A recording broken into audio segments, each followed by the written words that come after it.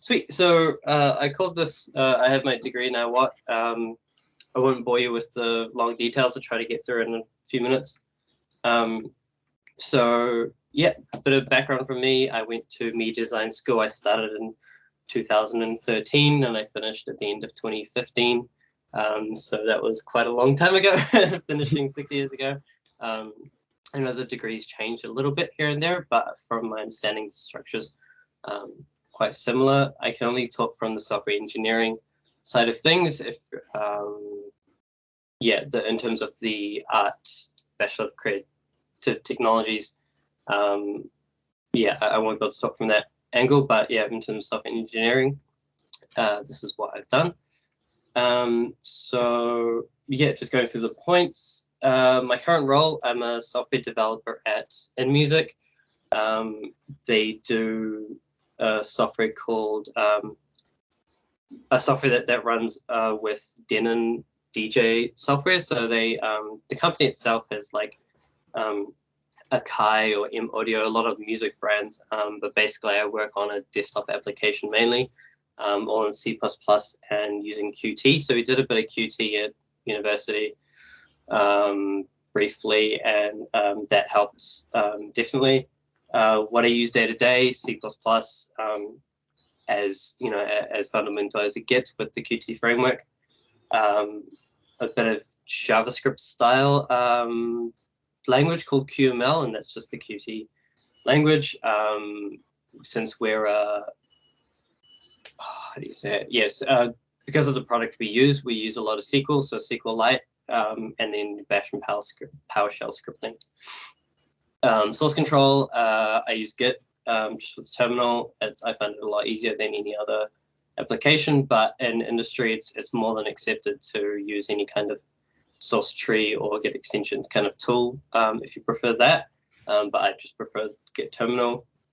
I use Visual Studio / Visual Studio Code for any other non-C++ stuff. It's a bit of a split between Mac and Windows development because we have we deploy to Mac and Windows, so it's about a 60-40 split.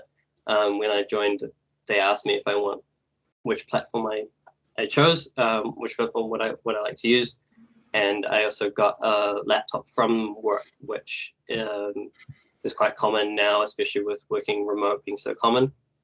And I use Jira and Confluence for ticket and document management. So it's a bit about my current role.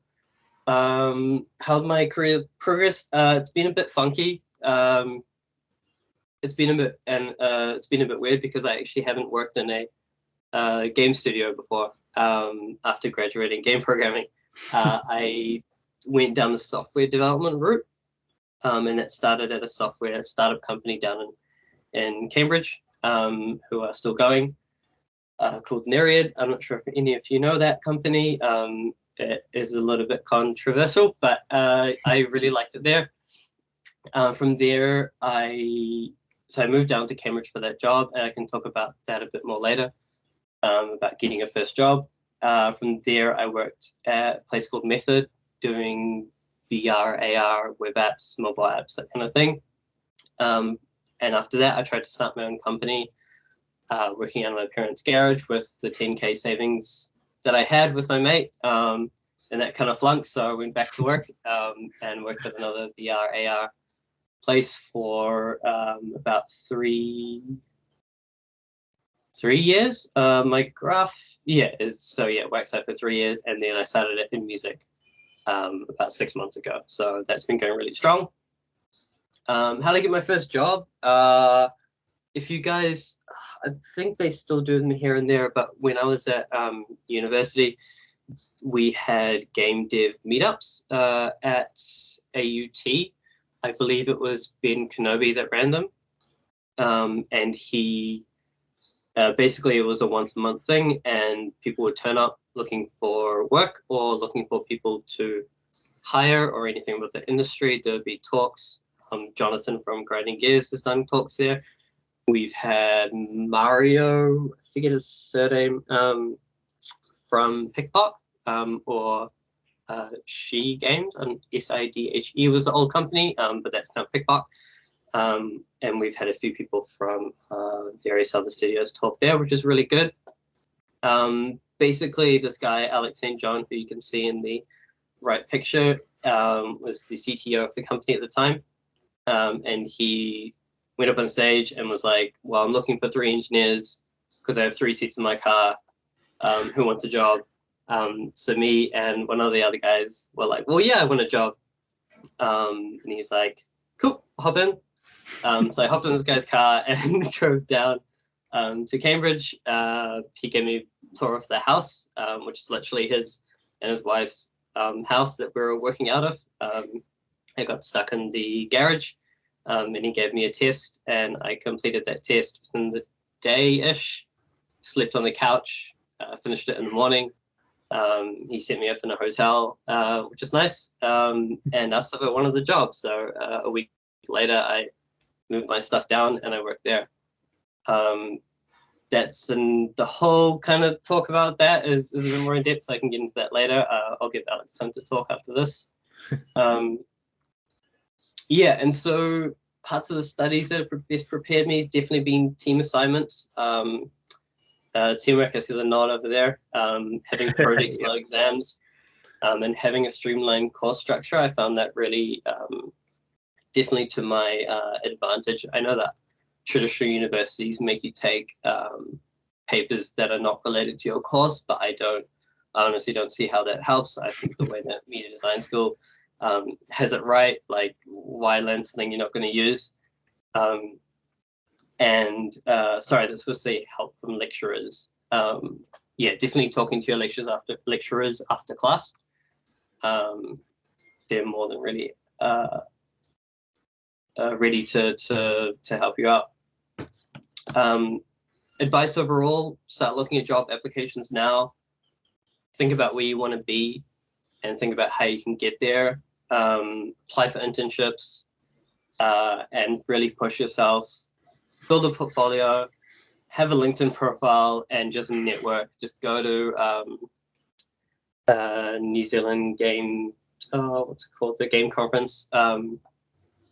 Yeah, and just, I would honestly say my biggest advice is just start at any job in the industry and work your way from there.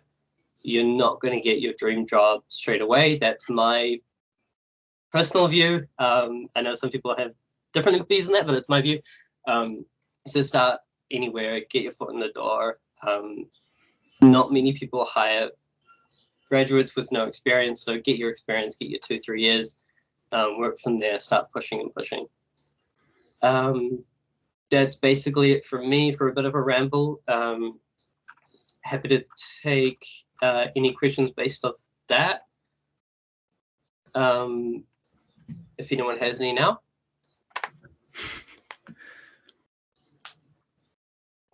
If not, I'll hand over to Alex. Someone typing a question there, I think. What was it like going from game development to normal development? Oh, yeah.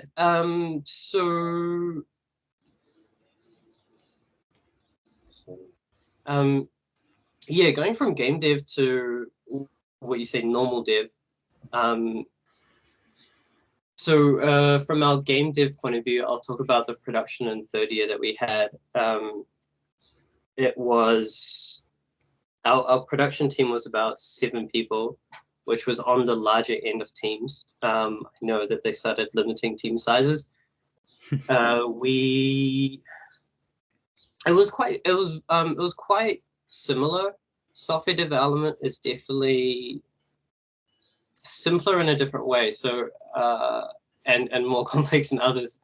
Game dev is more like you have a lot of your 3D side, your animation pipeline, your 3D assets and your artwork, and working together in a collaborative game that everyone has input on. So your game design, as a programmer, I would also have input on the game and say, I think the character should do this. I think we can add your power ups here and whatever you got.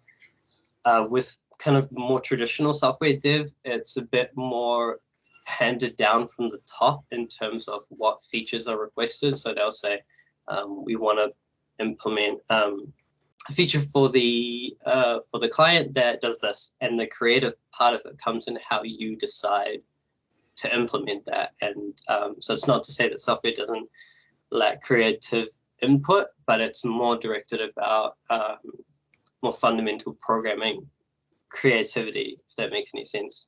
And that's kind of where I leaned on software a lot, because I quite enjoyed the freedom to implement it in my way. And I didn't get mind being told what features to do. Alex, you probably have some stuff from Build Media on software dev. I'm not sure if we're doing game dev there as well. I was just kind of in the middle because we are doing it for clients, but we use Unreal, which is game dev engine primarily. So we often are doing that kind of, we get a feature we want from a client, we get it in, but we're also doing that kind of game dev pipeline because we have the artists and the assets, and it's going through that kind of whole structure that game dev kind of does. So it's really quite in the middle, which is pretty cool, honestly. But yeah. Yeah.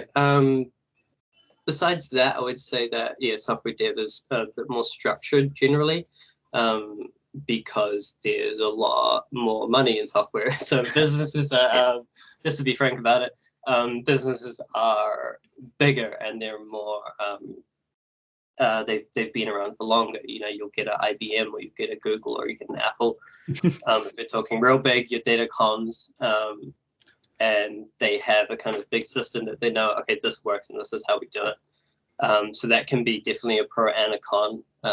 It can be a bit rigid, whereas I know that other smaller indie companies are a lot more flexible and open to change. But yeah, hopefully that answers some of your question. Does anyone have any more questions for Mark? Cool. Awesome. Nothing yet. Okay. So Alex, share a little bit of your story. All right. I don't have a presentation, so I'm just going to talk. That's okay. That's all right. So I'm Alex Coultas. So I went to MDS a lot later than Mark. So I went in 2017 and graduated 2019. And I got a job at Build Media. So for me, actually getting the job, I was working on our third year game, which we're still working on. So that was, the third year production that you did the whole pipeline of making the game. We were actually working at MDS during the holidays at that time, and Build Media were looking for a programmer. Jordan came to me and was like, hey, are you interested in this job? And I said yes. So I went for the interview. I got really lucky, just pretty much being offered the job, and then went for the interview. It went well and I got it. So I got pretty lucky for that. But so for those of you who don't know, Build Media was originally more focused on architecture, and still are, but architecture visualization. But they now do a lot more like interactive media and VR experiences and the like. So they've been using Unreal for a long time. So that was very easy for me because I primarily used Unreal during uni, because I'm definitely a pro Unreal developer. But yeah, so they do pretty cool, like, a bunch of different mediums. And the main thing we work on is called Real Space, which is just an interactive suite, basically going through apartments with some cool little features. But when I got first brought on, I was actually it was for a project for Spark for ETNZ. So they had a simulator that you could do at down by the waterfront, and that was a configurator. So those are both back around the America's Cup time. So you'd be racing a yacht, and we basically, it's kind of more like a game in that sense. It was two players. One person would steer it, and the other person would manage the foils. They're actually quite complicated, the racing yachts, and they go pretty fast. So it's a lot more like, it's more exciting than it sounds. As far as if you're not a boat person, it's actually pretty fun. But yeah, so that's what I was hired for, and they liked me, so they kept me around. But yeah, so I did those two projects, and then we did more kind of interactive media and stuff like we did a VR Toyota experience, so you can look at a car in VR while screen, a touch screen, is configuring it, so they're linked together. And again, using Unreal, that was using networking, which I learned from my project and working on our game for uni. Yeah, so a bunch of different projects. We did something called Fisher and Paykel, so kind of online, similar to the real space, interactive, but with, you know, kitchen appliances and such. Yeah, there's a few other projects I'm probably forgetting. Yeah, so that's really fun. So that's what Build Media does. So as far as getting my first job, that was my first job. I'm still there. Obviously, I'm more fresh out of uni than Mark, so haven't gone as far. But it's going really well. And yeah, so as far as the studies preparing me for that job, I guess, really just because I was using Unreal and you know, learning essentially the same tools and the same things. Most of it applied, like a lot of it applied, which was really good. You know, stuff like the plugin, when you make a plugin, that paper, and I think second year, or might be it's third year. And third year, when you make a plugin, I thought I'd never do that again. Turns out that we didn't build media and made a plugin.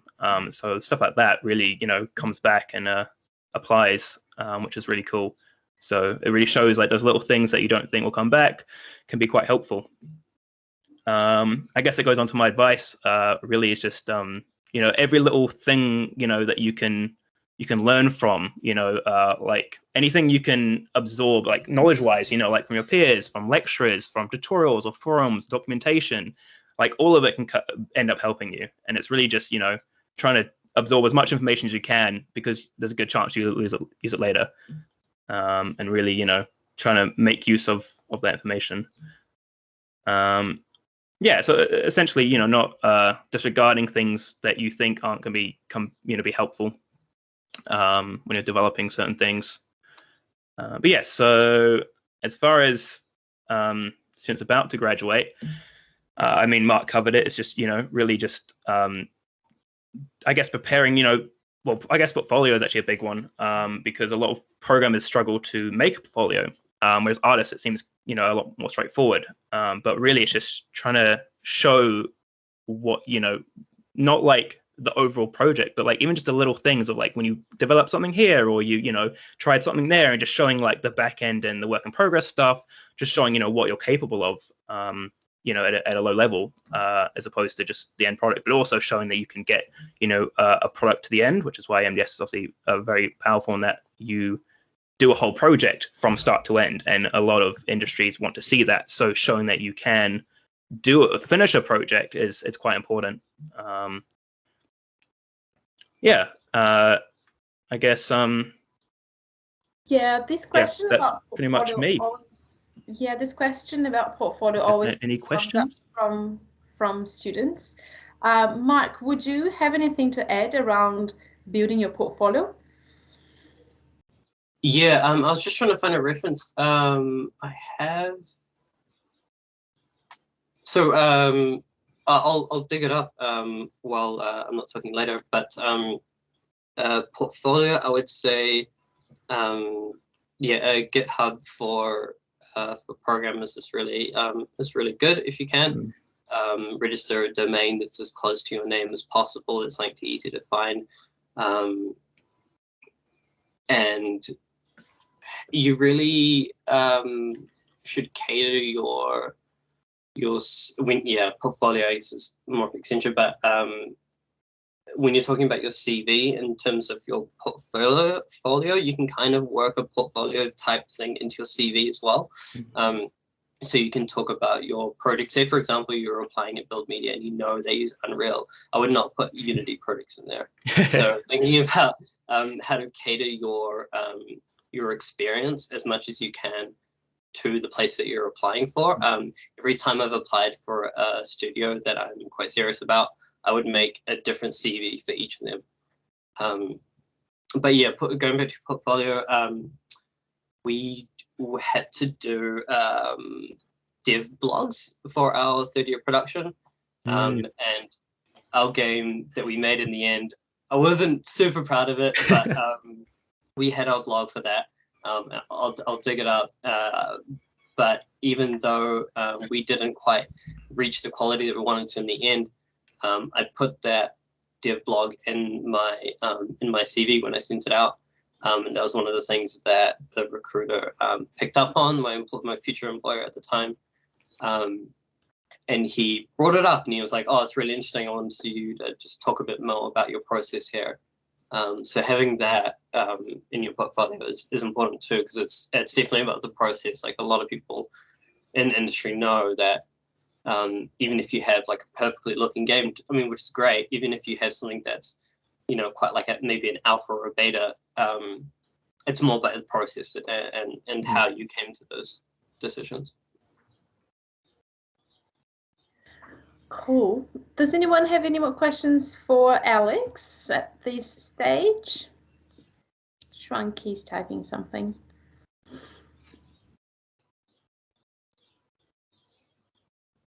Got one for both. Oh, it's just a comment. Thanks, Shrunk. Yeah, a lot of the guests that we had today in our sessions, they talked about the soft skills that you learned while you were a student or during your career as well. Are you guys happy to talk a little bit about that as well? It seems like it's a very important topic. Yeah. I feel like a big one for those is I think Mark covered it, is working in a team. Those little skills you learn when working with other people and how to, you know, get over like when you have a disagreement or things, or determining how to fit in a feature in, or trying to scope, you know, all those things that you know, it's quite difficult that you'll do in the industry. You learn in that third year and the second year when you're doing mini production, and that's quite valuable, I think, to learn those skills working as a team and how to solve those problems. Definitely, I can give you a real world example of that. When I applied it in music, unfortunately I can't share the actual document with you, but on Confluence they have their recruiting questionnaire, their interview process. And on that they have 3-stage interviews. So one is a phone call or video call interview. Second is a test, and the third is coming in to talk about your test answers and how you approach different aspects. In the first in the first phone call, there was a lot of focus on soft skills as well, not only just technical. You know, anyone that studies C++ can tell you the difference between a pass by copy and a pass by reference, but one of the more important things is working in a team, because it's not very good to have someone who just goes off on their own or who doesn't know how to talk to people. One of the questions was, how do you handle a situation where you disagree with someone and you have two conflicting points and you're both on equal grounds? It's an interesting kind of thought experiment for yourself as well. And we were definitely exposed to a lot of that, especially working with your best buddies. When each of you, oh man, you know, conflict on something. Yeah. Yeah. How do you say, you know, this game is more fun if I do it this way, not your way? Yeah. So just going through that experience is definitely, definitely key. Yeah. I think it's a question for you, Alex. Oh yeah. So as I said, our third year production, we worked on a arena brawler online game, and we kind of always wanted to go indie and continue with it. We definitely overscoped because of that.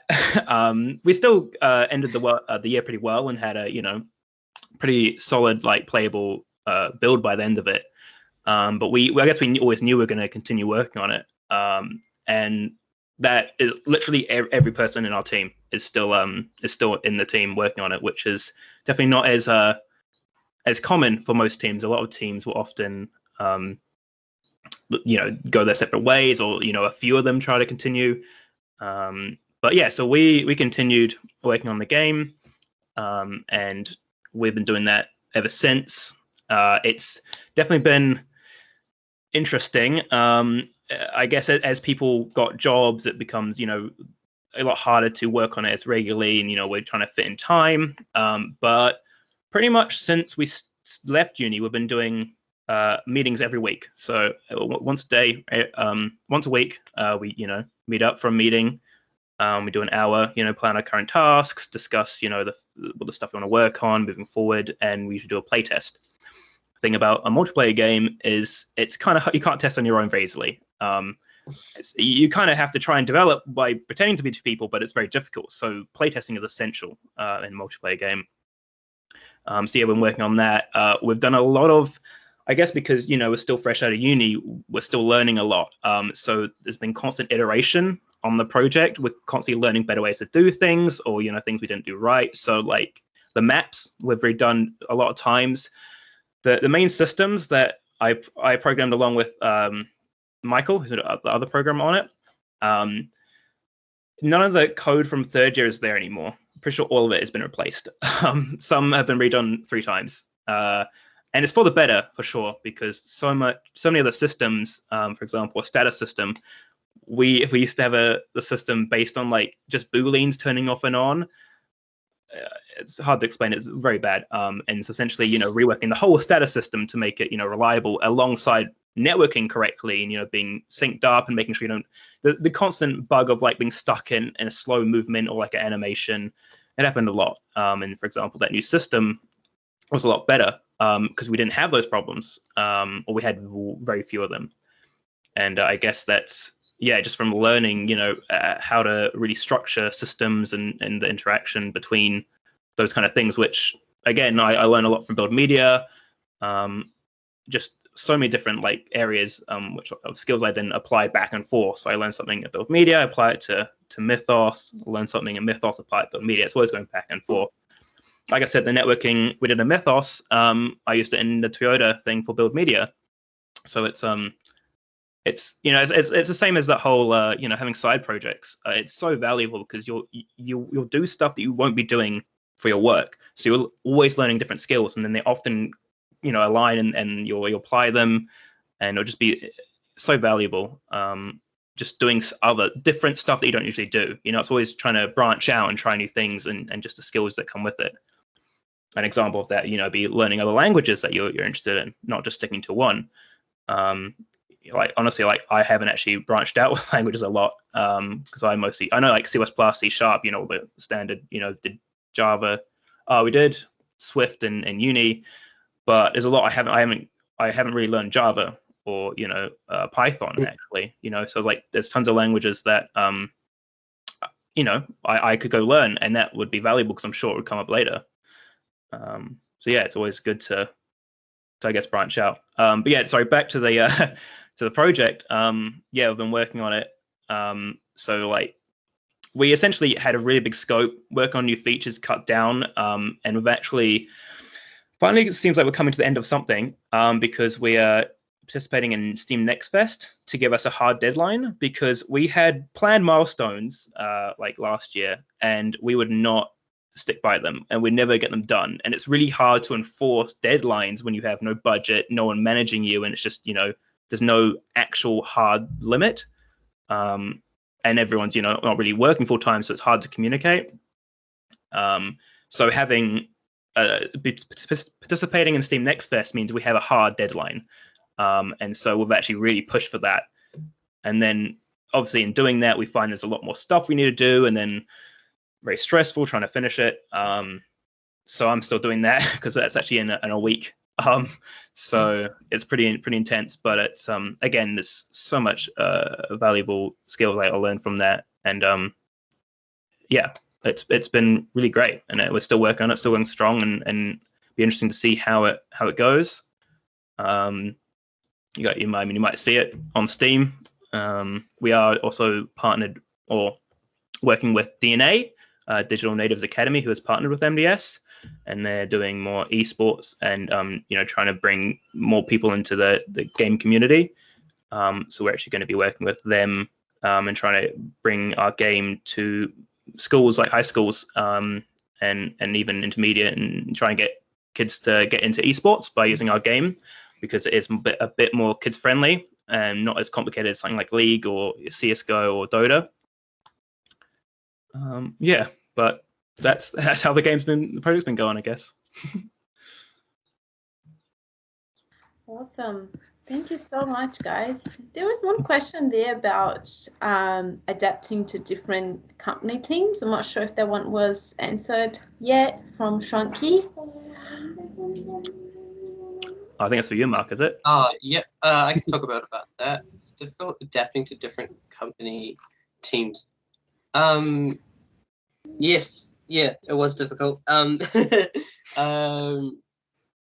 And I think that's where MDS really shines, is that it puts you in different teams. I mean, from year one, it's good to kind of partner up with your mate and you kind of keep going. But it's always really good to work with different people and see who you work well with and see who you don't work well with. And for the people that you don't work well with, see how you can do your best to accommodate where there's personality clash. Example from my first job, I had a manager, my dev lead, who had anger management issues, who was quite open about it. And that was quite tough to work with. In the end, we kind of had like a bit of a one-on-one, and he talked about it and about how he's trying to improve and all that kind of stuff. So I think open communication.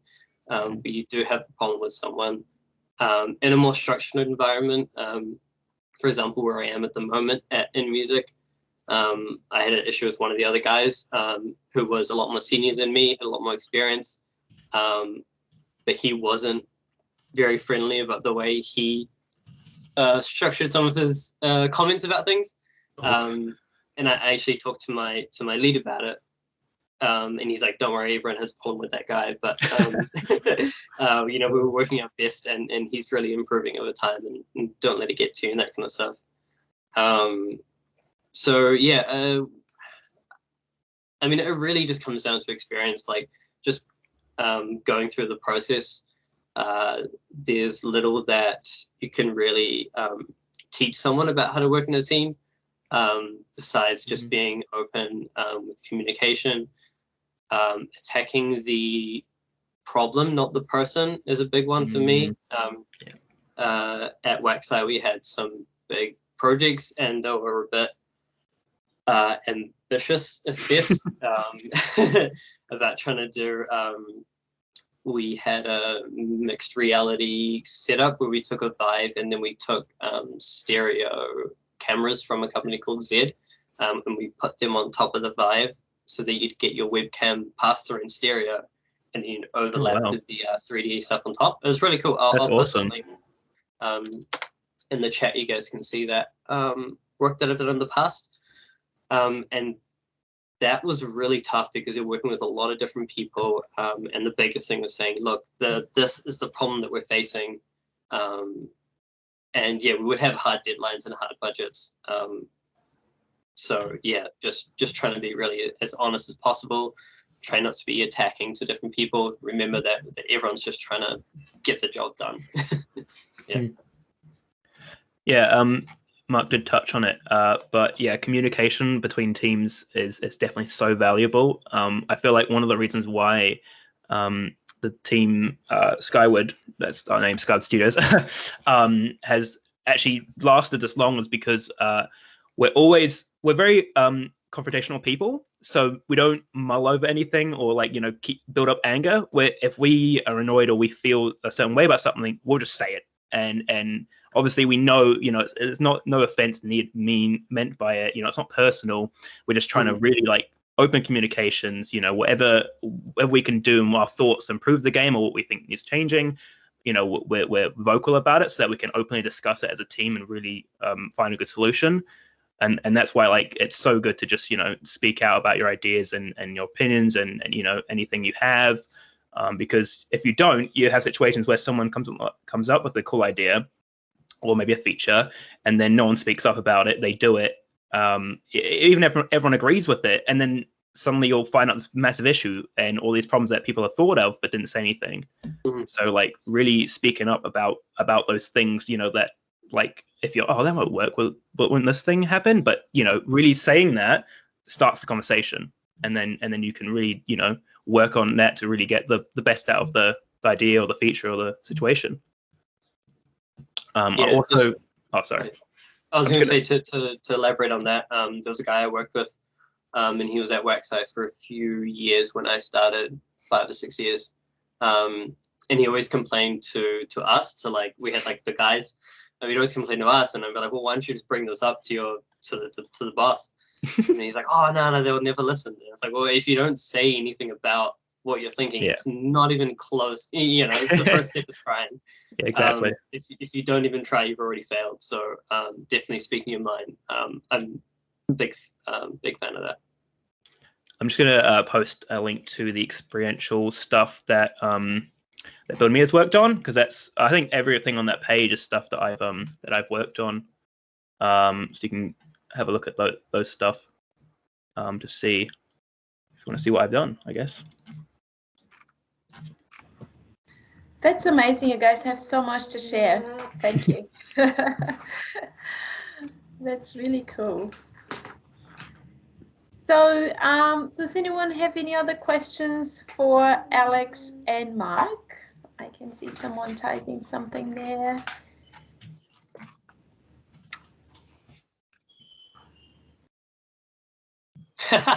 That's a good one. Classic. I think someone asked me for my transcript at one point, and I might be able to find it. I know actually my grades were pretty decent. There were a few of the papers which I had no interest in, so I still, you know, try to push to get a decent grade, but because I put my full energy into others, those were the probably ones that lacked a bit, mostly when it came to essay writing. Wasn't a fan of that. But all of the, you know, because the great thing about MDS is that so much of them are project based, and it's just so much more practical, and you know, it's so much more enjoyable to work on something in a, you know, it feels like actually meaningful, and you're doing it in a realistic environment, especially in third year, when you have your own space as the third years. It's really, you know, really helps, so like motivates you to work on it. So as far as my grades, I think I got, I mean, it was around like, you know, A's and B's, kind of, yeah, that area.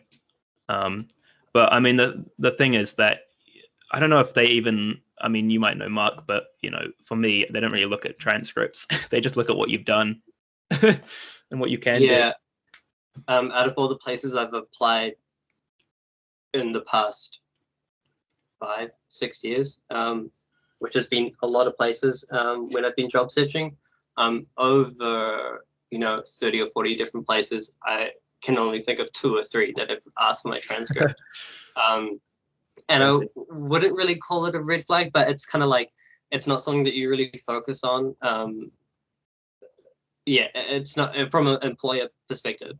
If someone looks at me and goes, oh, your grades are bad, we're not going to hire you, I wouldn't really, you know, think highly of them too much. So binary way of thinking, really. Yeah. More of the places that I've talked to that have been really good have, you know, asked me, okay, yeah, what's your thought process on this, or, you know, how did you come to this conclusion? Let me talk to you as a person. My grades when I started were real bad. I slacked throughout high school, and I coasted on what I was good at. And that did not help me because I knew nothing about programming. I just wanted to play games. So I started at like C's and C++, and they did increase. But yeah, it definitely, you know, pays to do well in school. You know, but it's not to say, you know, if you have bad grades, then you'll do badly. It's definitely more about how hard you work, because you could take a C+ student, and you could take an A+ student, and I can guarantee that that won't be the be all and end all of how good they are. So much more to it. Yeah, there's so much more. It definitely is an indicator, if best. Yeah. I found my third year transcript, so I can put my grades up for that. I think I saw an A- in second year. But yeah. Yeah, obviously try and get good grades, but don't stress about it too much.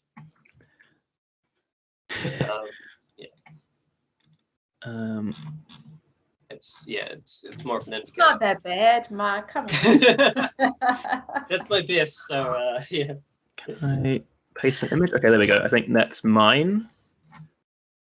Oh, we have grades here.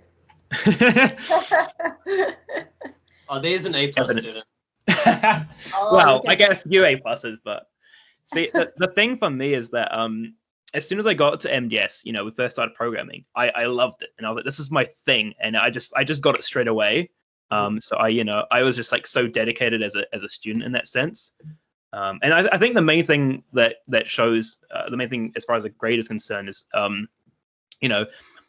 if it can it can show that if you got the A or A+, that you are clearly quite dedicated. You put a lot of effort in, and the more you put into it, the more you get out of it. And that's the thing you got to remember. You're not doing it just for that letter, because in the end it doesn't really matter. It's what you learn from it, because then you can apply it all, and employers will see that, and they'll see what you actually learned from doing it. And that's just so much better than a little letter on a piece of paper. Yeah. But it's good when you do well. If it's that pride point, I guess. But it's not. You can also have people who are a bit smarter, but they don't know how to read what a summative says. So the grades won't be as great. Or you forget one line. You forget to hand in something at the end, or you hand it in late. But all those things are very real world skills. Like missing a deadline in the industry is not just like, oh, I missed a deadline. It's like, there goes 50K of investment or something. So it's definitely important to aim for good grades, especially with production, like mini production in second year and the full production in third year. Those deadlines, which end up being the grades, they're there to make you get used to that whole you got to push for a certain thing to be complete at a time, and that's what you do in the industry. You're always going to have that. There's always going to be deadlines. You can't just work on something forever, because there's money involved. So it's always making practicing that through uni and using that as an experience. And that's why, again, the project-based structure of MDS is so good, because you're getting that real practical experience to use it as a deadline to go by, and you learn what comes with it, especially when it's like mini production or that kind of stage. You're learning what it takes to wrap up a game, and there's always usually so much more than you thought, and then you're freaking out. And it's that whole thing of like, well, you learn because of that the amount of stuff you have to account for. And it's like the whole whenever you define a scope, times it by 2. It's always going to be, and you learn that from doing those projects and having those deadlines, because if you don't have deadlines, you don't learn that skill, and it's a very valuable skill, as well as just learning, I guess, the time it takes to do certain things, which again is also very practical. Because in the end you ship a product, and when you go on Steam and you go to buy a game, games are a bit hard now, but you don't want to buy like a half-finished game. In terms of more client-based, like we did VR experiences and that kind of stuff, having it half done doesn't cut it. So you want the whole experience or nothing, really. Partial experience doesn't really help. All right. Well, I would like to finish just with a little bit of a reflection. If anyone has any other questions for our guests today. Just thinking about, like, when you were a student, probably, Mark, you had even more time to think about it, because you graduated before Alex. But if there's anything that you could have done different while you were a student that would impact on your career today? That's for both of you, actually. I'm happy to go first. Don't slack off as much. We're all, we all love to play games. That's why you're kind of here. But have a good balance and really take advantage of the. We used to have formatives. I'm not sure if that's still there, but it's kind of like optional assignments. Definitely like do as much as you can. Ask extra questions, stay late. We kept applying to try and keep the university open for longer than 9 p.m. We never got to it, but that's the kind of dedication that you get to at the end of it. Was like, and even after 9, we probably would go home and then keep kind of finishing off our work. Yeah. But just do as much as you can. Like, some people go back to university for masters and future stuff, but for the majority of people, you kind of get your bachelor's and you get out there. So just do as much work as you can. Yeah, that's what I can really say. Yeah, I'm trying to think if there's. I don't know. I did put a lot of effort during MDS, and I'm proud that I did. I guess maybe more that like I covered before, there's things that I didn't think really applied or didn't bother as much. And those again do come up and apply. So just everything even little that you think isn't gonna matter, or the papers you don't really care about, just put in the extra effort and learn those skills that you wouldn't have otherwise, because they'll most likely come back to help, and it's better to have them than to not. Yeah. Cool. And just network as much as possible. Like if you hear there's a talk going on about these guys from Ninja Kiwi, and you're like, it's kind of, I'd rather but Diablo Resurrected's coming out, so I want to play that instead. It's like, put that aside, go for the extra mile, and it will really pay off. Yeah, connections are so important, and that counts as in uni. Any connections you make to other peers and students, they'll come up later, and you can utilize those, and they'll help each other's careers really. And another, I think Mark said before, GDC, a game developer conference. That's a really good place to network, but also just to see what's out there, and especially if you're into games, just it's inspiring and motivating, but also so many skills you can gain from that, and all the connections that come with it. Absolutely. Yeah. Cool. Awesome. Well, I hope these guys listen to your advice. I hope so. As I said, I feel that there's so much to be shared. So yeah, thank you so much for sharing your time with us today. As I said before, I will share the recording with the other students who were not able to join for many reasons. They were busy, or they were playing games, or they didn't. Who knows? Yeah, no, really nice. So I'll give a last maybe chance for people to make any more questions if you have. This is our last couple of minutes for this session. So yeah, there are people there saying thank you for your time and advice and answering my never-ending questions. Yeah, and thanks for sharing all these links and your grades as well. Thanks for sharing your grades with us today. And I believe that you guys haven't been at our new campus yet.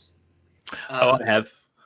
You have? Yeah. I actually, before lockdown, I go there every Wednesday. We have a space we work in. Yeah. Because you're working with Rourke, is it? Yes, I'm with Rourke and Jeremy. Yep. Yeah, the two of them are lecturers. Okay. Yeah. Cool. Yeah, so we work in that space down there.